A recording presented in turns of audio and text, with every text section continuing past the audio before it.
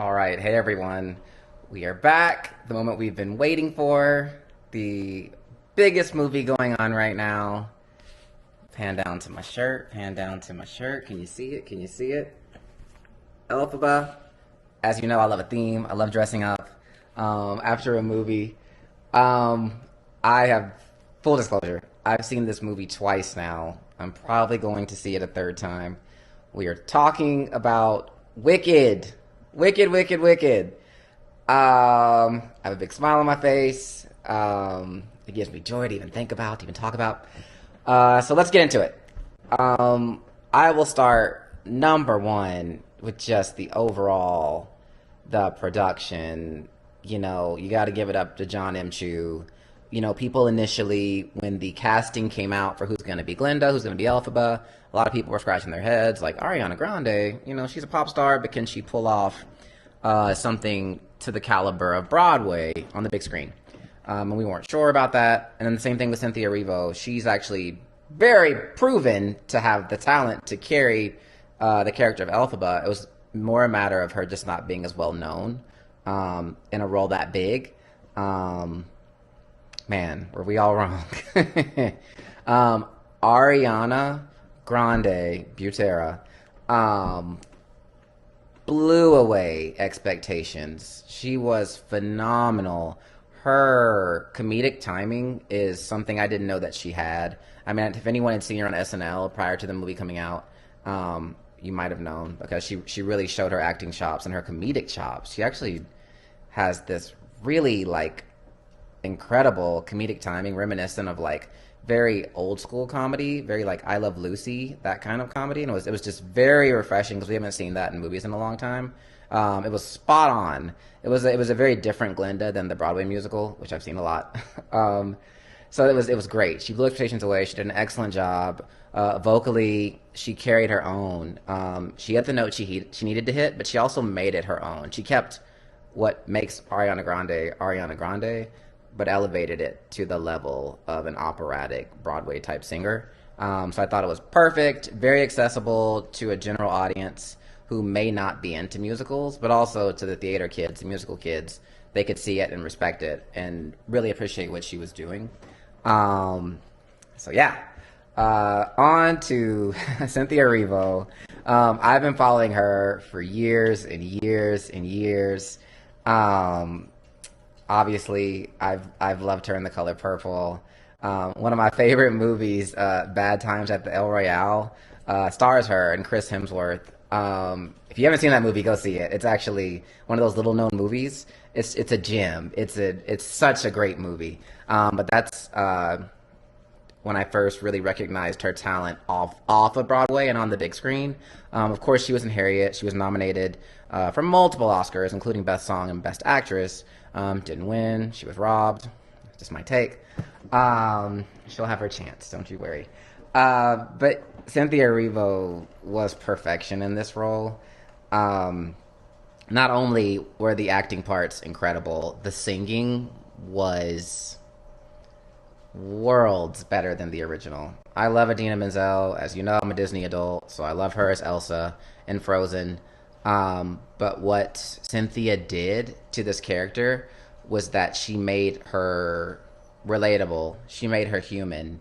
Whereas the original Broadway, it was still very, it wasn't tangible.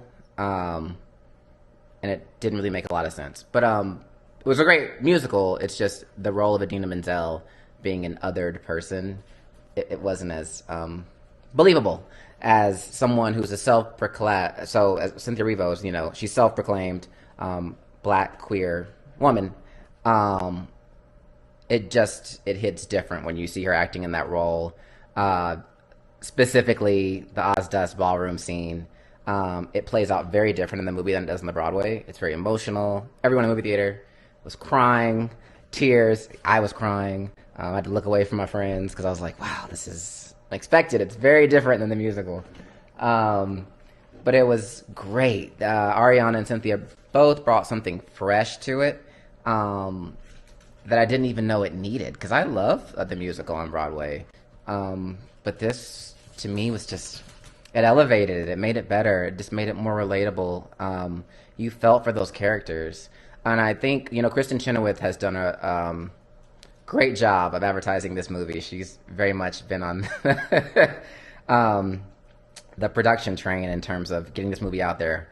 And she said a lot of times, this really is Glinda's moment. Whereas in the musical on Broadway, Glinda was strictly comedic relief, and the movie was really, or the musical rather, was geared towards Elphaba, and her role and her emotions and feelings. And Glinda was really just comedy the entire time. But in the movie, Ariana really nuances the character.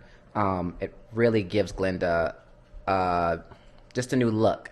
Even from the beginning, No One Mourns the Wicked, with the first musical number, it's so different because you see Glinda really just fighting with herself and trying to, cheer on the citizens, that the witch is dead, but at the same time remembering this was her best friend and what she did to her, and how she has to live with it. So it was actually really touching. Excellent. Jon M, all the praise. And some of the other characters, the supporting actors and actresses, were excellent. Let's talk about Michelle Yeoh as Madame Morrible. A lot of people are saying she's not really a singer, and she's not. But her singing part was small in the Broadway role, and it's small in the movie as well. But her acting role is perfection. To me, that just stern teacher, that just very air of I know all and I am better than you air, was actually perfect in this role. And she did excellent. I thought she was the perfect fit. The little bit of singing she did do in The Wizard and I was fine. It wasn't great, but it served the purpose of introducing Cynthia to get excited and sing that song to me, which was the best song in the film, The Wizard and I. Again, I've seen it twice, and both times, when Cynthia got to the very final note of The Wizard and I, she actually got a standing ovation, and this was at the beginning of the movie. So both times, if that tells you anything. We talk about Jeff Goldblum. He's a Hollywood gem. He's a Hollywood icon. Playing the wizard, he was great. A lot of the other people were great too. Jonathan Bailey playing Fiyero. He actually surprised me. I didn't realize he could sing. I did read. I knew that he was professionally trained in like ballet and dance. So I knew he'd be a good dancer. I didn't realize he was such a good singer. He held his own. He did great, especially in the part where he was singing with Ariana. He did excellent. Everyone, Nessa Rose did great. I know a lot of people are talking about having authentically disabled actors and actresses play in those roles, and I know Jon M really wanted to make sure that happened.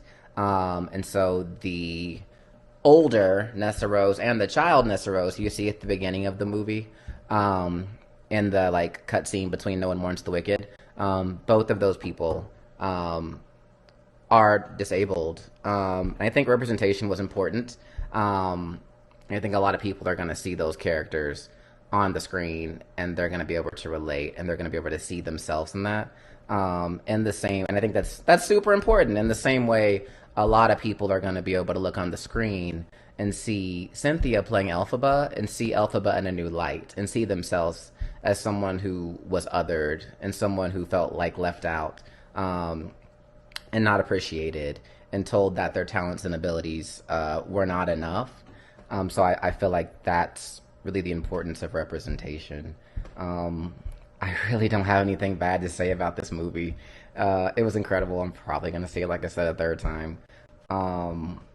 The only thing I would say that was a bit of a letdown, they had Keala Settle, who we all know from The Greatest Showman, as the head mistress, and she didn't get to sing anything. Maybe she'll sing in part two. There is word on the street. There's 2 new songs that weren't in the original Broadway that are going to be in part 2. Because I was like, man, we love Keala Settle. This Is Me, The Greatest Showman. That's like the best song for that movie. Anyway, again, it's not a negative. It's just funny they didn't let her sing, and she's known for her singing. Outside of that, the singing was great, the acting was great, the cinematography was great, the world of Oz, the Emerald City, it felt like you were in it. It was amazing. It was actually, I left the movie feeling just happy. I haven't had the experience or emotion of being in a movie and just having a full experience and just going on a rush. Like even the down moments when they weren't singing, it still felt like you were invested and you were involved in the movie. So it was a great movie. If I'm prescribing anything for this movie, it's a 10 out of 10. 100% go see this movie if you haven't already. I know it's all over social media, it's all over the news, all over the internet. It's hard to be anywhere and not hear anything about Wicked.